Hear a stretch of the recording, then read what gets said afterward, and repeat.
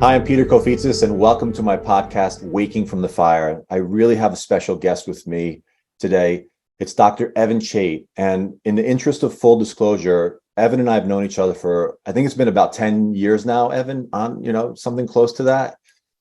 And the reason why I wanted Dr. Chait on is because over the past 3 years, I've observed people struggling. And Evan, you said something recently about suffering and pain. And what was that? Do you remember what you said to me? Yes, I said it is okay to be in pain, but it's not okay to suffer. Right. And I think that rings hold, and it rings true for a lot of people. Absolutely. And what I've observed is people struggling and suffering, if I'm honest, in various ways, body pain, emotionally, physically. Have you observed the same thing? I know I'm asking that's a seemingly dumb 100%. question, but what have you seen? I agree 100%.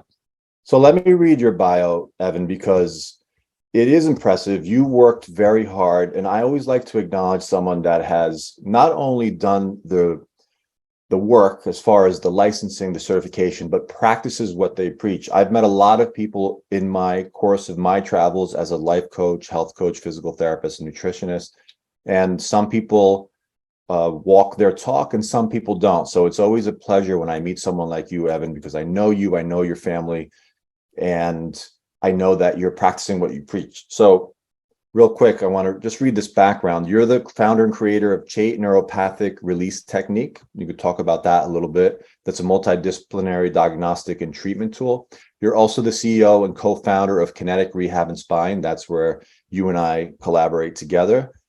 And you have these licenses and certifications, like I said, in physical therapy, acupuncture, Chinese medicine, herbology, clinical nutrition, and specialties in autoimmune, chronic pain, orthopedic, et cetera, et cetera. I just think, and I'm not just blowing smoke here, Evan, I really admire that background. I think it's remarkable. And I think you're one of the people that can truly help people because you have this holistic background. You have this clinical understanding. Clearly, you have the credentials.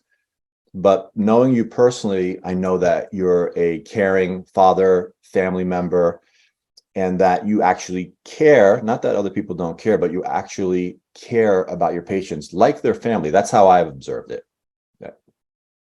How do you feel that says a lot coming from you, Pete, because even though we met 10 years ago, I heard about you long before that. Right. And I have been a fan of yours for a long period of time, and the feeling is definitely mutual. And I just really appreciate the opportunity to help serve more people and be on this podcast with you. It's just a blessing to have you in my life, and I just appreciate everything you do as well.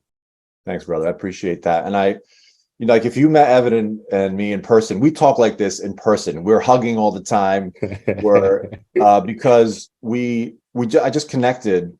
We both have just connected. And something else I've observed, Evan, is in the media specifically, and this is not to judge, this is just observation. There's so much information out there. First of all, it's overwhelming and confusing, and some of it's contradictory. And I believe, best case scenario, it's misguided, whether it's supplement companies or elected representatives or people in positions of power.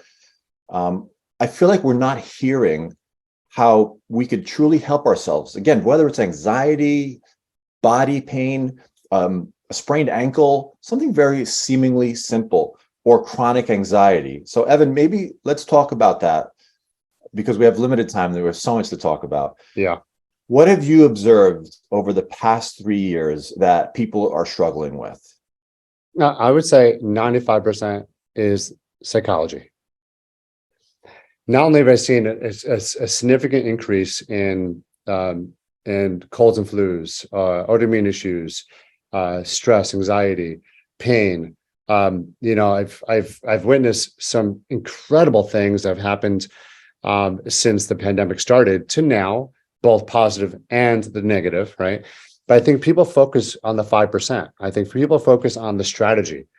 I'm in pain, or I have stress, or I have this, and they focus on the strategy versus understanding the why behind it. And if we could understand that, listen, every single day we have about 65,000 thoughts that come through us on a daily basis.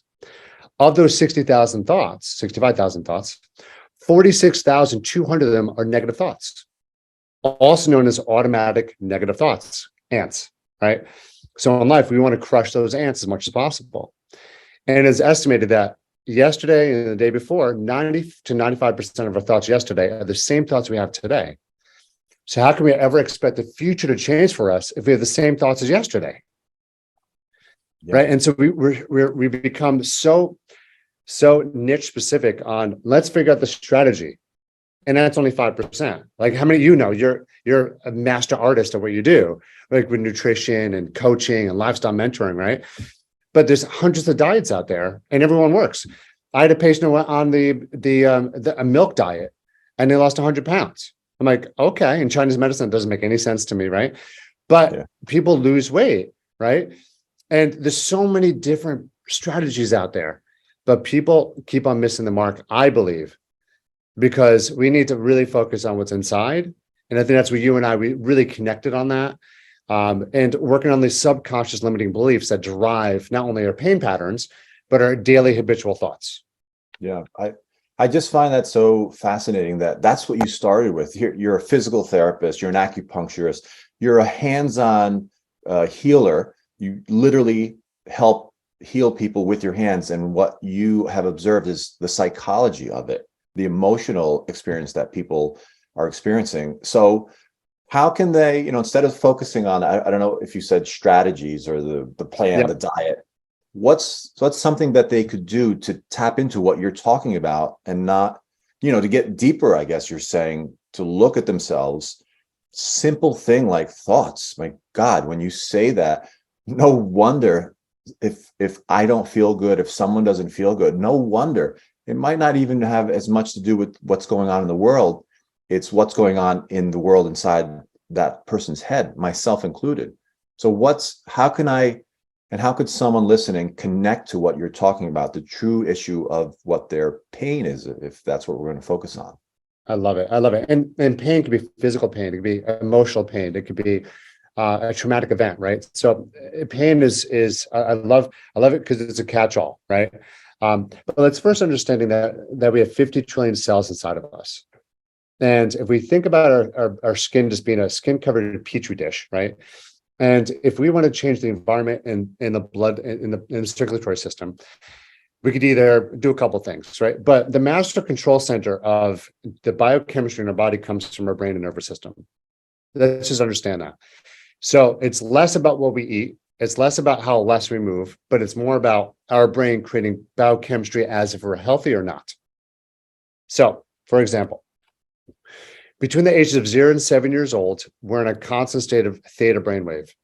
Theta brainwave is actually hypnosis.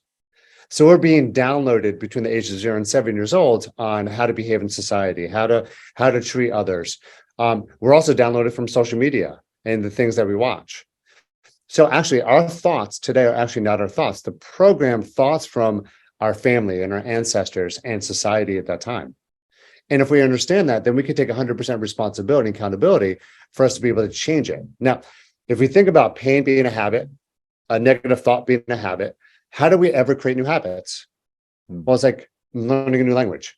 I could either go to Europe and learn French. I could go to France and I could sit there and I could live there and immerse myself in it. Or I could do daily practices to be able to retrain the subconscious brain, just like learning language. So if I had an app on my phone, here's my phone. If I had an app on my phone and there was vocab, I practice every single day and I put that into a sentence, right? I could train myself every day, right, to learn a new language. Same thing with limiting beliefs or creating new habits. If I want to create a new habit, two things you could do. We discussed that that theta brainwave is the hypnosis brainwave. When you wake up in the morning, you're still in theta brainwave. So if you want to have a positive affirmation that you want to instill in your subconscious brain, do it right when you wake up and right before you go to bed. So maybe even listen. What's an example of that? What's the example of that positive?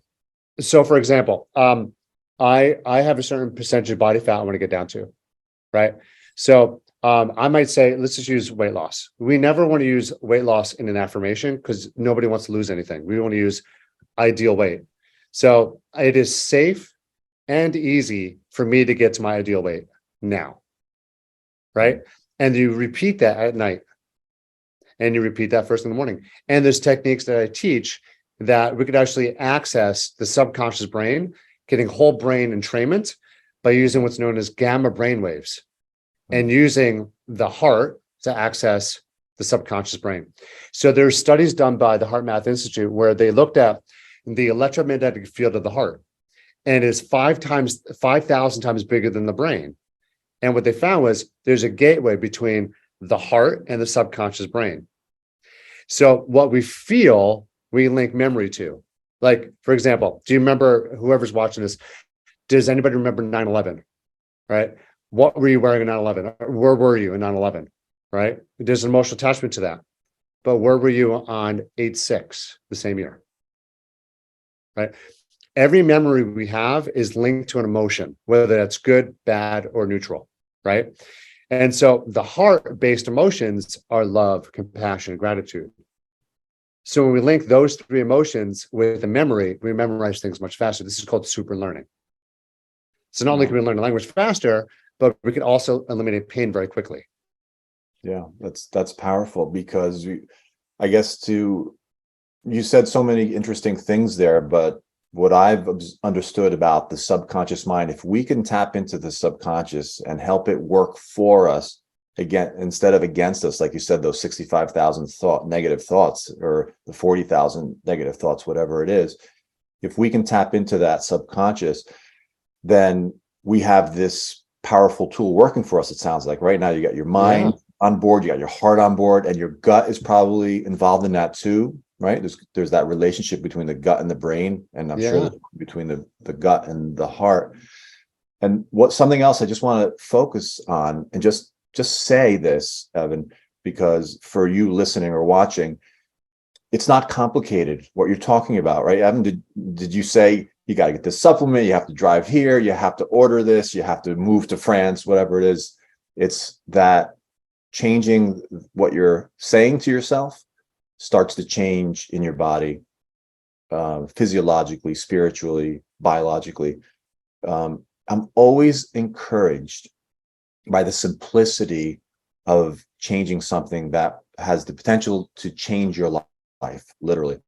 And I always go back to the healthiest people in the world. They live very simple, rural, basic lives. And this is just confirming that, Evan, with all of your studies, with all of your research, with all of your degrees, with your years looking at cells. It could be something as easy as connecting to emotions and what I'm saying to myself. I find that extremely encouraging. So thanks for sharing. It's awesome you brought that up, because in Chinese medicine, we call it the internal alchemy. And so you have these elixirs inside your body that you're the one that creates the pace. So think about this. If thoughts are the language of my mind, and then the feelings are the language of my body, right? The emotions are the language of the heart. So what we think, say that again. Evan, say that again, please. If our thoughts are the language of the mind, and our feelings are the language of the body, then our emotions are the language of the heart. So what we think, we feel. So if we're in a stressful event, right, we're going to feel something, maybe butterflies, maybe knot in the stomach, pulse rate goes up, heart rate goes up. We start producing all these stress hormones, right? And unfortunately, it doesn't go away. Like, we go into another event that's stressful, and we have these stress hormones that don't allow us to repair. So what happens is, when people have chronic pain or chronic disease, we're always in this fight or flight response that we're never really tapping into the rest and digest response throughout the day. And in order for us to reprogram the subconscious, which, like you said, it governs 95% of all our actions on a daily basis, 5% is our conscious thought. And we now know that 90 to 95%, maybe even up to 99% of all disease is not genetic, it's lifestyle. Yeah. Only 1 to 3% of all disease is genetics. Only 1 to 3%. I find that incredibly encouraging. I don't know how you, the viewer or listener, are responding to that, but that's incredibly encouraging, Evan, right? Because that means I could do something about it. I don't necessarily have to get cancer or diabetes or heart disease. Correct. And I could go over case after case of people that really adopted this thought process. Like, so every hour on my phone, I have a timer that goes off, and I have a manifestation I want to get accomplished, a goal I want to get accomplished. And for me, it's serving others. So there's a certain amount of people I want to serve over a period of time this year. And I just go back into my heart space. I feel that love and that gratitude here. And I fill that up with a white light. And I feel that energy, feel that gratitude. And then I start feeling the emotions that I would feel once I've helped those many people. Yeah. Right. The key is this. The Secret was a great book and a great movie. But the missing piece was they didn't go into how to really do the technique. You don't just create a vision board. You got to feel as if you've accomplished it and celebrate that. Like we've seen tumors go away with patients just by them feeling what it feels like to be healed themselves. Then the brain starts creating the biochemistry as if they're healed. Yeah. And then they get better. It sounds like you're taking your thoughts back. You're taking your mind back, and you're utilizing your mind and your heart and your gut to give you the benefits that it sounds like they were designed for, right? They were designed for survival and connection and love, I think. And when you first said affirmation, okay, I'm going to wake up in the morning and I'm going to think something positive. I thought of that Saturday Night Live skit years ago where you look in the mirror and say, I'm good enough, darn it. And I, whatever it was, gosh, darn it. And again, this is something so simple, but it sounds like what you're saying is it's more than just reading a book like The Secret. If you guys remember that from a couple of years back, it was a phenomenon. It sounds like what they were missing was something more authentic. And what you just shared is sitting with a vision and experiencing what that already feels like. Now you're getting that emotion. And can that emotion change the thought in the brain instead of vice versa, saying, hey, today I'm going to be happy? Maybe it sounds like what you're saying is today I'm going to feel as though I'm already fulfilled, and that might affect my brain and my gut. Does that happen? And that might, 100% it does. And so the research that was done on this was, if you take a look at, you've heard of placebo and nocebo, right? Everybody's heard of that, right? A placebo is me taking a sugar pill and my disease gets reversed. That's just the power of positive thought, our positive belief, I should say. And because the beliefs, they're the precursor to thoughts. So we might have subconscious beliefs regarding eating pineapple, right? I don't know, because our mom or our parents didn't like pineapple, or they saw somebody have an allergic reaction to it, right? Or whatever it is, it's in their subconscious brains. Whenever they eat it, they have a certain way they feel about it. But that's called a nocebo, right? So we have a placebo, it's a sugar pill that makes you heal, and then we have a nocebo, which is my thoughts make me sick. So if my thoughts can make me sick, then my thoughts can definitely make me, and we know this for a fact, because it's called neuropeptides that are released whenever we have a positive or a negative emotion. Because it's not necessarily, because you can have a thought and still have a positive emotion about it, right? Yeah. There's some cultures where somebody dies and they celebrate. And then there's some cultures that somebody dies and they mourn for 90 days. Right. It's same event has happened, right? Just different cultures have different meanings behind it. And it's those interpretations and those perceptions that create the biochemistry inside the body. Yeah. So if I have a positive thought, I'm going to produce a couple of molecules here. I'm going to produce oxytocin, which is the love hormone, vasopressin, which helps relax the heart and fills the heart up with a lot of volume and love. I'm going to produce, and by the way, with oxytocin, it binds to the receptor sites in the brain that shut off fear and anxiety. We've all been in love one time, the honeymoon effect, right? And then growth hormone. So those are three things that get turned on when you feel that feeling of like gratitude and love and compassion. On the opposite ends, when we have stress, fear, anxiety, we're producing cortisol and adrenaline, which actually shut off the ability for the body to recover. Like growth hormone gets suppressed, vasopressin gets suppressed, oxytocin gets suppressed. All those molecules get suppressed, right, under stress. And then you're stuck. Yeah, I want to add something to this. I share this with my audiences. I'm glad you mentioned it. I just spoke about this the other day. When I go into fight or flight mode, right, that anxious, stressed, I'm worried about paying bills. Someone just cut me off on the highway. I'm going to be late. Potential of losing my job or some type of stress or worry. That's chronic and compounding. I'm never really getting back to this relaxed state. And then I'm always just kind of stuck here. And something else that's interesting, you mentioned cortisol. Evan, right? When you and I, when our bodies release cortisol, it's a hormone that helps us survive. Then the thinking part of the brain, I think the prefrontal lobe, the logical brain that says, I want to take care of myself, I want to exercise, I want to eat healthy, I want to do something good today. That gets shut down because I'm in survival mode, and all I'm doing is looking around saying, how can I survive this either real or perceived threat, which for the body doesn't matter. So long story short, are you saying if I just get connected to those emotions first, then I could either bypass that anxiety response, or if I'm in it, can I do this? Let me ask you this. If I'm already triggered, I'm scared, I'm upset, I'm angry, can I go to that space that you're talking about in my heart, if that's where it is, and calm myself down and then release these healthier hormones and decrease the other ones that are causing me harm? Is that possible? You just did it. You just said it. Yeah. Yeah. So when you bring that, and I always like to say to my patients, bring somebody you love the most into your heart. Feel what it feels like to have them in your heart right now, and just get that feeling. And probably as we're talking, you're probably starting to feel a certain way too, and the audience probably as well. And then put your hands on your heart, because where you touch, your energy goes. So you feel that sensation here. So the mind goes there, and then you feel the emotion of that love. And then we want to create a picture of it like a white ball. And the white ball in Qigong, Chinese energy medicine, it's going to increase blood flow to the area. It's also, like in some cultures, it's more of a divine light that comes through. But what's fascinating is this. If you look at the chakra system in Ayurvedic medicine, we have 7 chakras. The lower 3 chakras are what you said. It's all about survival. It's all about our experiences.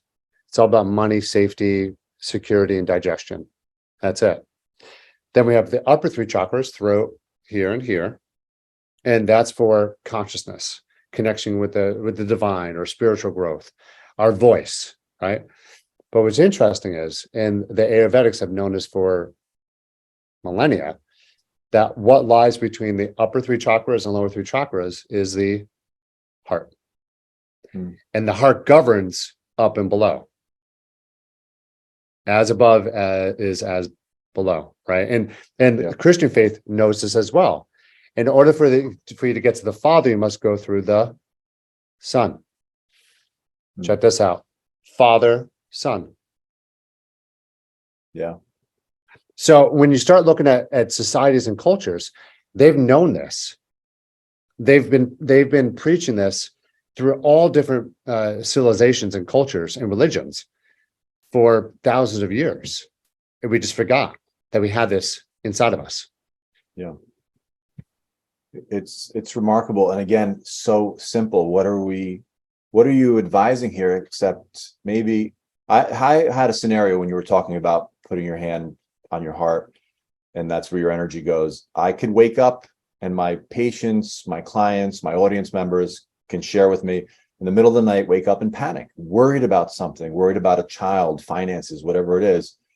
And very often, I think intuitively, I would take my hands and rest them on my heart and try to breathe. I know a lot of these strategies, and focus on the people that I love, my 3 children, the people I'm connected to, the people that I want to serve. And that does calm me down, Evan. And nothing's changed. No one called and said, hey, here's a couple of $1,000,000, or here, I'm going to solve your problem. So I've observed it with myself, and clients have shared this with me, and patients have shared it too, where all of a sudden they are back into a better place, more connected to who they love. And I just love what you just shared, because this is something that I've been doing that I think I've found more intuitively. And I love to hear I don't even know if it's science, but the history behind it. I don't even know if it's logic, but if you think about it, yeah, that makes sense. If I fill my space with love, there isn't room for anything else to go in there. And through that love comes that healing. Exactly. Again, Yeah, you can't have anger, frustration, and hate when you're loving somebody. They just can't exist. They can't coexist at the same time. Yeah. So we're running out of time.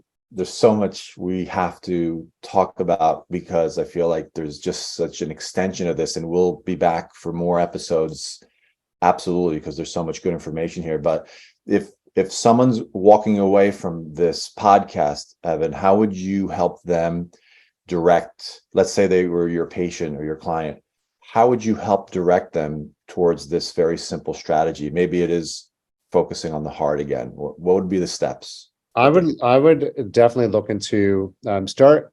Don't believe anything I say. All right, that's first thing. First things first. I want you doing some research. Look at Bruce Lipton, Dr. Bruce Lipton's research on biology belief and belief systems, and look at his work. Look at Dr. Joe Dispenza as well. He's big into meditation and how to get that into the heart space. Greg Braden, Dr. Greg Braden as well. His work is phenomenal. Tony Robbins, their work. They all have very, very similar core foundations. How they get there is done a little bit differently. I've studied with all of them. Big fan of everybody that I mentioned, but they have a lot of great books out there. And I would start learning more about how the subconscious gets programmed. Understand consciously how to fix this. Yeah. And then if you need any guidance or whatever, you could see Pete or me. What I like to do is combine it with some acupuncture, and that typically gets people a lot deeper. And then I teach them how to get into the heartfelt position and feeling, so that their healing accelerates, and then just go from there. And you can do it on your own. It doesn't cost anything. YouTube is free nowadays. There's so much on YouTube. It doesn't have to cost you any medicine, because you could create everything you need biochemically inside you. Yeah, I love that. Again, it's empowering. I also love having a coach or a mentor too, because I know I can't do it all by myself. I didn't. Any success that I have in my life, whether it's relationships or financial, Yeah. it's happened because I've connected with someone else. My therapist is one of those people. I could not have done the healing that my personal healing that I've done and grown and gotten connected to the people that I love and my purpose in life without the guidance of a therapist. So how can people get in touch with you, Evan? What's a good way? That's easy. You can just call the office 201-327-1990. 201-327-1990. And because you're part of this podcast, I'm going to give a free discovery visit to see if you're a candidate for what I do and if you like what I do. Because not everybody is a candidate, right? There's some smokers that come to me and they're like, listen, I'm going to cut smoking out, and they're not committed to do what it takes. I had a stage 4, end stage kidney dialysis patient that just didn't want to put the work in. She was a smoker. She drank coffee all day long. She didn't want to do any of the visualization, I call it rehearsing what I want to get accomplished, right, in my life. She didn't want to do any of that work. And so some people, they just don't want to, and that's okay too, right? Yeah, It's I okay. think, yeah, no, I hear that. We have to meet people where they are. I think some of that, unfortunately, Evan, comes from the media and what people see. And that, like, what did we talk about today? We talked about loving someone, getting connected to yourself, decreasing your pain and your stress and your anxiety. And it didn't cost us anything. Just because you don't see this being sold somewhere on the social media or elected health representatives, it doesn't mean that it's not out there. And like you said, Evan, communities and civilizations have intuitively found these healing mechanisms. I'm glad there's someone like you out there that's sharing them and has this science and the credentials behind it too, because that does help, that someone could hear something like this and said, oh, this makes sense intuitively, but it's also backed historically, scientifically, with data, whatever, personal experience. So thanks. So to you, audience, thanks so much for tuning in. I really hope that from this first series of podcasts, well, I know that I'm going to go back to my practice of putting my hands on my heart, especially when I'm not feeling connected to myself and there's stuff going on that just doesn't make sense to me. And I'm going to connect to what's my purpose and what is who are the people in my life that I love, and I also encourage you to reach out to Dr. Evan Chait if that's right for you, or reach out to a health professional or someone that can partner with you in the important work that you want to do, which, if it's similar to me, is connecting to your purpose, having this loving, fulfilling life, and looking and feeling great doing it. I always think that's good. So, Dr. Evan Chait, thanks so much for joining me. We'll definitely be back. And until next time, I'm Peter, and this is Waking from the Fire. Thank you.